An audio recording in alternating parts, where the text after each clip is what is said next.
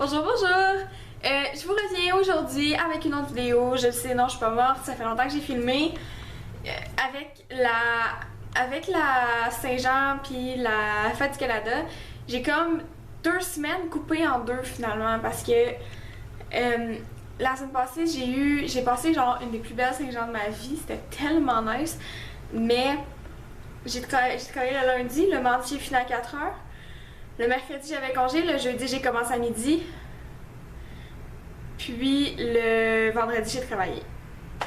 Fait que j'ai comme eu 2 journées complètes la semaine passée. Là j'ai aujourd'hui, hier que j'ai travaillé. Demain c'est la Fête du Canada, fait que je travaille pas. Jeudi je rentre à midi. Puis vendredi je travaille toute la journée. Fait que je filme mon magasin, penser à des concepts de vidéos. Puis en plus j'essayais d'organiser 2-3 trucs pour faire des vidéos. C'était compliqué, ça marchait pas, bref. Je reviens aujourd'hui avec une vidéo un petit peu improvisée. En même temps, je vais vraiment pas le dire parce que c'est pas mal tout le temps comme ça que j'organise mes vidéos. Je me suis fait des petites questions. Je vais faire une vidéo aujourd'hui sur mes tatous. J'en ai pas 46, j'en ai 2. Mais pour moi, c'est important la représentation des tatous. Puis je suis tout le temps curieuse de savoir la représentation pour les autres. Donc j'ai décidé de faire la représentation pour moi. Donc on va commencer avec mon premier tatou, le plus gros, le plus imposant, celui sur mon bras. Je vais essayer de vous mettre une photo, de vous faire un close-up. Mais là, comme ça, vous voyez pas super bien. Je vais essayer de m'approcher, puis qu'on continue à le voir au complet. Voilà, voilà. Voilà, voilà. Donc ce tatou-là. Ce tatou a maintenant 3 ans. Je l'ai fait le 4 juin de Merci Camion de vidange. Dégueu. Je disais. Ce tatou a 3 ans. Si je me souviens bien. Oui, il y a 3 ans. Je l'ai fait faire le 4 juin 2012. Ouais, 4 juin 2012. Entre autres, là, je l'ai fait faire en 3 parties. Donc la première fois, elle a fait toutes les lignes noires. Ensuite, elle a fait une partie de la couleur, puis l'autre fois, elle a fait l'autre partie de la couleur. Je l'ai fait retoucher une fois de cela parce que j'avais un problème quelconque, je sais pas trop. La couleur ressortait vraiment pas du tout. Même là, je trouve qu'il manque encore de couleur, mais ça, je vais aller le faire modifier par quelqu'un d'autre. Mais je trouvais qu'il manquait vraiment beaucoup de couleur, il manquait énormément d'éclat. Là, c'est un petit peu arrangé, mais je trouve encore qu'il manque. J'ai des tatous parce que pour moi, c'est une belle cicatrice de mon vécu. On a des cicatrices sur le corps qui démontrent qu'est-ce qu'on a subi physiquement. Subi, je veux dire comme je me suis cassé la gueule des centaines de fois en vélo, c'est ce que je veux dire. Et on a des cicatrices dans notre tête. C'est pas que j'avais peur d'oublier ces événements-là.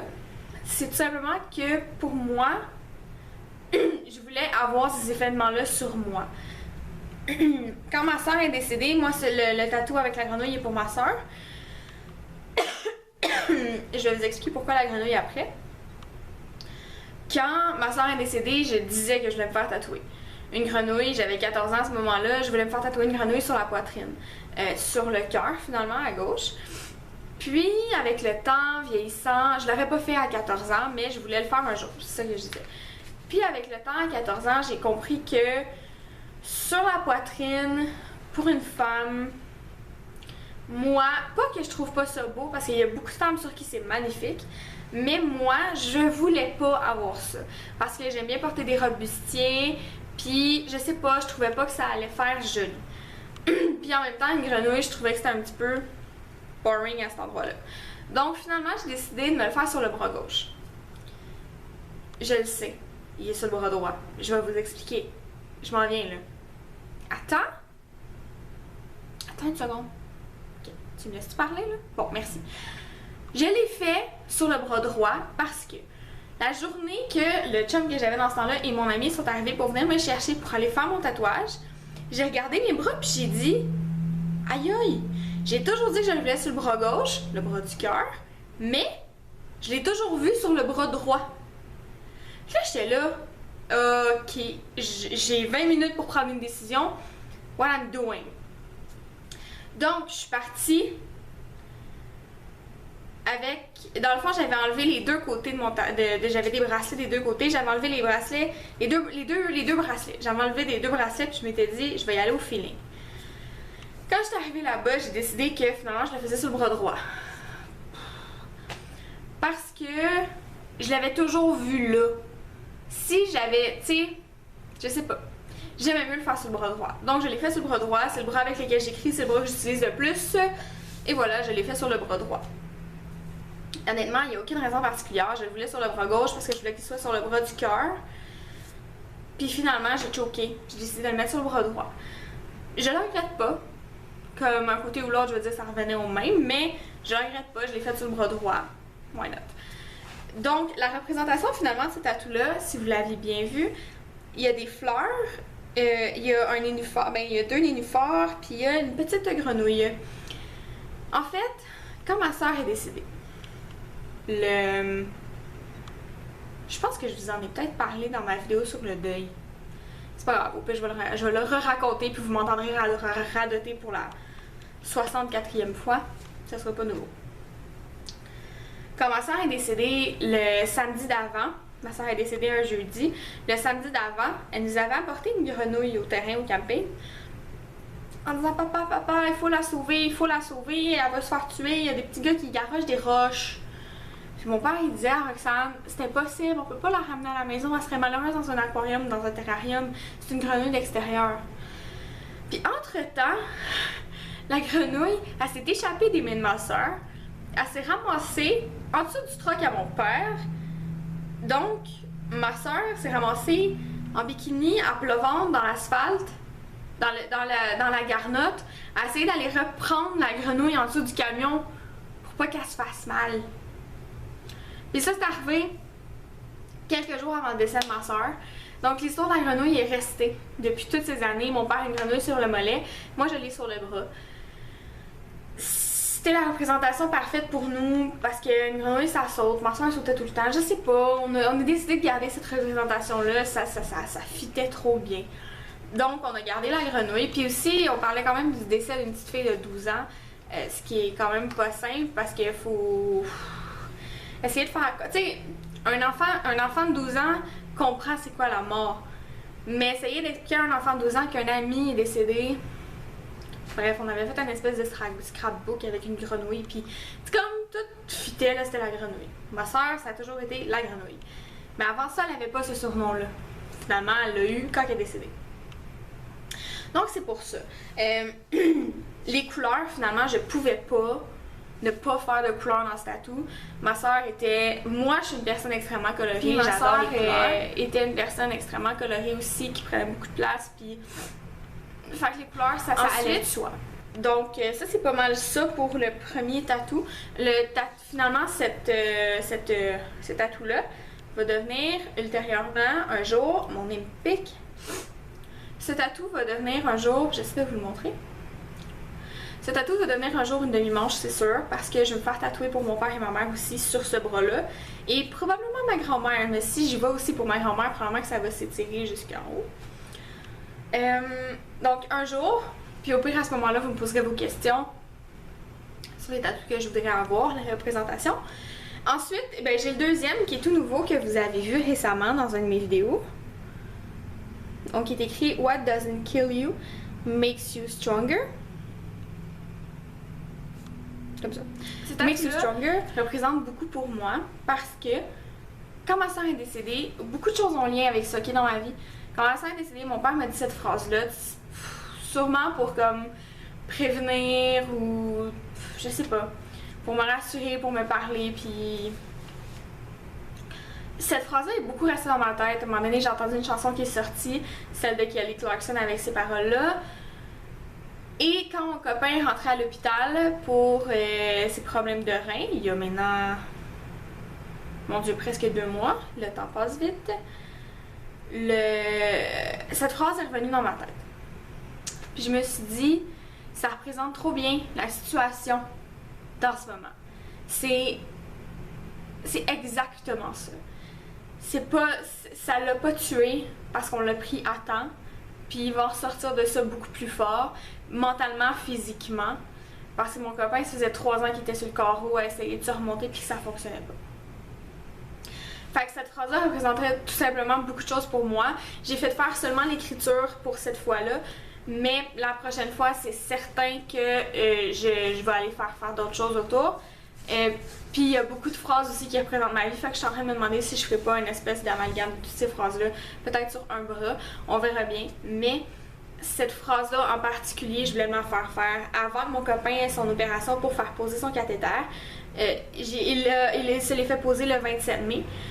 Puis, je me suis fait le tatou le 26 pour qu'il sache que j'étais avec lui dans la salle d'op.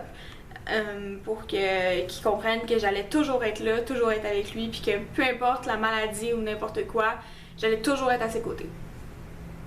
Donc voilà pour la présentation de ce deuxième tatou.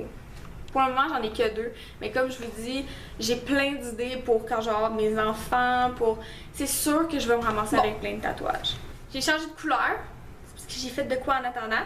J'ai un client qui m'a demandé quelque chose, donc je suis allée obéir aux ordres. Je vais recommencer où j'étais rendue. Donc, il y a beaucoup de gens qui m'ont dit là, ça va être beau, t'es jeune, mais quand tu vas vieillir, ça va devenir laid. Ça va pendre, puis tout ça, puis tu vas perdre la couleur, puis moi, j'avais une réponse que je trouvais quand même nice à ça. Je leur disais, ouais, mais ma soeur aussi, elle aurait vieilli. Parce que le tatou est pour ma soeur. Je disais, ouais, mais ma soeur aussi, elle aurait vieilli. Fait que, je sais pas, pour moi c'était comme ça la réponse. Pour les autres tatous, je veux dire. Tu sais, je décide de me faire tatouer quelque chose parce que pour moi ça représente quelque chose, puis vieillir ça fait partie de la vie, ça fait juste démontrer que je suis vivante. Fait que j'ai comme pas de problème à ce que mes tatous vieillissent et tout, à ce que moi je vieillisse non plus. C'est sûr que ça me fait un petit peu peur. Mais bon, moi je peux pas vraiment dire ça à 22 ans. Ensuite, j'avais écrit aussi le mal. Parce que il y a tellement d'histoires sur les tatous, ça a comme pas de bon sens. J'ai étonnamment pas été nerveuse du tout pour mon premier quand je suis allée pour les lignes, pour ma grenouille. J'ai étonnamment vraiment pas été nerveuse du tout. Même jusqu'à temps qu'elle me mette l'aiguille dans le bras puis tout ça, j'ai vraiment jamais été nerveuse là-dedans. Jamais. Tout a se passé super bien. Puis tout ça, puis comme quand elle m'a mis l'aiguille puis elle a essayé sans encre, elle était comme, c'est ça que ça fait un tatou. J'étais comme, oh ouais.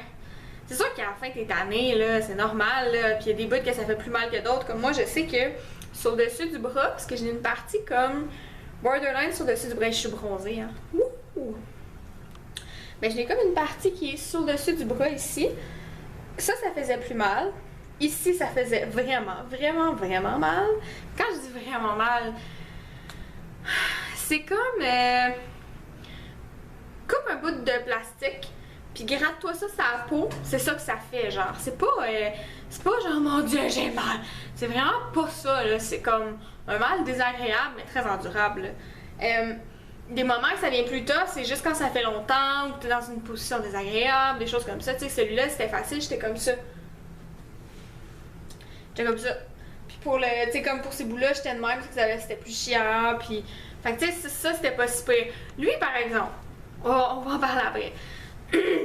Mais c'est sûr qu'à la fin, puis la couleur, quand elle fait le noir comme les lignes, puis la couleur c'est deux choses, parce que quand elle fait le noir, elle a une aiguille. Dans le fond, sa machine, elle a une aiguille, puis quand elle fait la couleur, sa machine a 5 aiguilles. Fait que c'est sûr que c'est différent de sensation, là. Donc ça, c'est pour celui-là, il m'a pas fait tant mal que ça, puis on a quand même passé quelque chose comme, je dirais, quelque chose comme peut-être 5 heures ou 6 heures dessus. Puis pour celui-là, j'étais pressée, ça me tentait pas, j'avais mal, parce que j'étais pressée. Honnêtement, là, c'est la seule unique raison. Ici, c'était chiant, ça faisait mal, je vais m'approcher, là. Ici, ça faisait plus mal. Là, ça faisait plus mal. Comme ici, ça faisait plus mal. La ligne en bas du M faisait un petit peu plus mal. Mais sinon, ça se passait quand même bien. Pour le mal, c'est pas mal ça, honnêtement. C'est sûr que ça dépend de tout le monde, là. Moi, j'aurais beau vous parler de moi pendant 30 secondes, pendant 30 ans, et ça changerait rien, là, mais bon. Ensuite, il y a comme quelque chose qui court pour dire que quand on se fait tatouer une première fois, après ça, on est comme accro, on est comme plus capable d'arrêter. C'est totalement vrai. Sérieusement, c'est maladif. Puis j'ai un autre client. Fait que je vais vous dire, je vous aime. C'était ceci pour ma vidéo sur le tatouage. C'était ceci pour mes tatous à moi, mon expérience de tatouage. Donc je vous aime fort, on se voit dans une prochaine vidéo. Bye mes amours!